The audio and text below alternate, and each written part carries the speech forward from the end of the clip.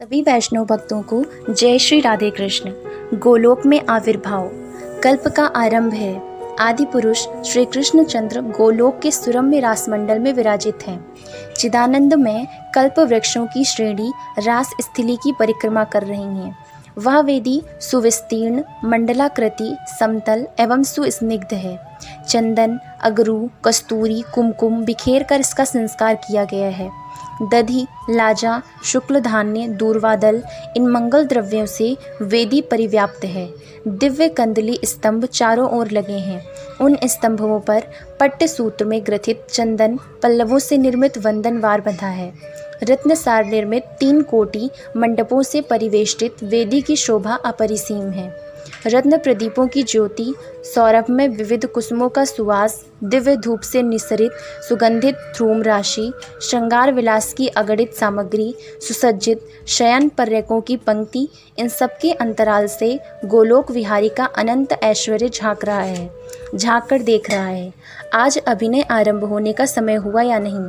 अभिनय के दर्शन चतुर्भुज श्री नारायण, पंचवक्त्र महेश्वर, चतुर्मुख ब्रह्मा, सर्वसाक्षी धर्म, वगाधिष्ठात्री सरस्वती, ऐश्वर्य अधिदेवी महालक्ष्मी, जगत जननी दुर्गा, जप मालिनी सावित्री, ये सभी तो रंगमंच पर आ गए हैं। लीला सूत्रधार श्री गोविंद भी उपस्थित हैं, पर सूत्रधार के प्राण सूत्र जिनके हाथ में हैं वे अभी नहीं आई हैं। देववृंद आश्चर्य विस्फारित नेत्रों से मंच रासमंडल की ओर देखने लगते हैं, किंतु अब विलंब नहीं। देवों ने देखा गोलोक विहारी श्री गोविंद श्री कृष्ण चंद्र के वाम पार्श्व में एक कंपन सा हुआ। एक कन्या का आविर्भाव हुआ। अतीत, वर्तमान, भविष्य का समस्त सौंदर्य पुंजीभूत होकर सामने आ गया है। आयु 16 वर्ष की है। सुकोमलतम अंग यौवन भार से दबे जा रहे हैं। बंधु जीव पुष्प जैसे अरुण अधर, उज्ज्वल दशनों की शोभा के आगे मुक्त आपंक्ति की अमित शोभा तुच्छ हे बन जा रही है। शरतकालीन कोटि राका चंद्रों का सौंदर्य मुख पर नाच रहा है। उस सुंदर मांग की शोभा का वर्णन करने की सामर्थ्य किसमें है? चारु पंकजलोचना का सौंदर्य कौन बतावे? मुठाम, नासा, सुंदर चंदन चित्रित युक्त इनकी तुलना किससे करें? कर्ण युगल रत्न भूषित है। मणिमाला, हीरक कंठहार, रत्न केयूर, रत्न कंकड़, इनसे श्री अंगों पर एक किरण जाल फैला है। भाल पर सिंदूर बिंदु कितना मनोहर है। मालती माला विभूषित सुसंकृत केशपाश, उनमें सुगंधित कबरी भार की सुषमा कैसी निराली है। स्थल पद्मों की शोभा तो सिमटकर इन युगल चरण तलों में आ गई है। चरण विन्यास हंस को लज्जित कर रहा है। अनेक आभरणों से विभूषित श्री अंगों से सौंदर्य की सरिता प्रवाहित हो रही है। रूप धर्षित हुए देववृंद इस सौंदर्य को देखते ही जाते हैं। श्री कृष्ण चंद्र के वाम पार्श्व से आविर्भूत यह कन्या, यह सुंदरी ही श्री राधा है। राधा नाम इसलिए हुआ कि रासमंडल में प्रकट हुई तथा प्रकट होते ही पुष्प चयन कर श्री कृष्ण चंद्र के चरणों में अर्घ्य समर्पित करने के लिए धावित हुई।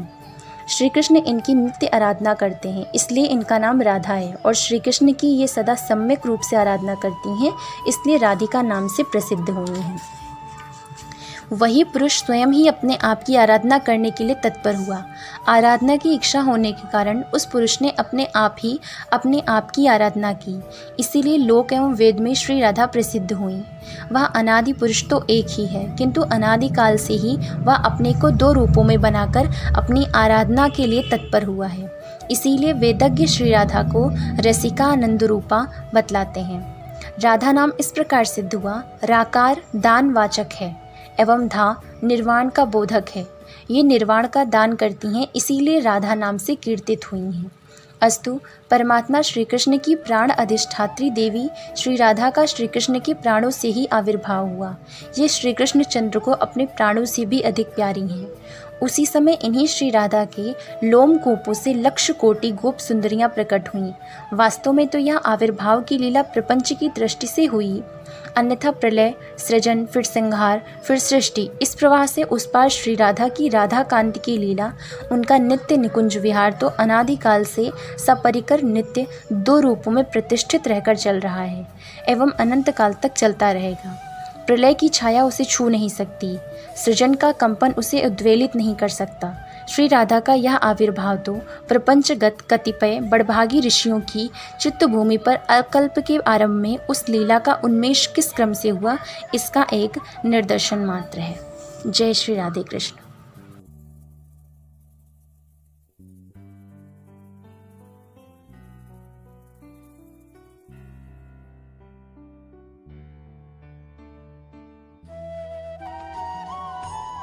Like and subscribe the Kanha's Introvert Yogini and stay tuned for the next videos. Jai Shri Radhe Krishna.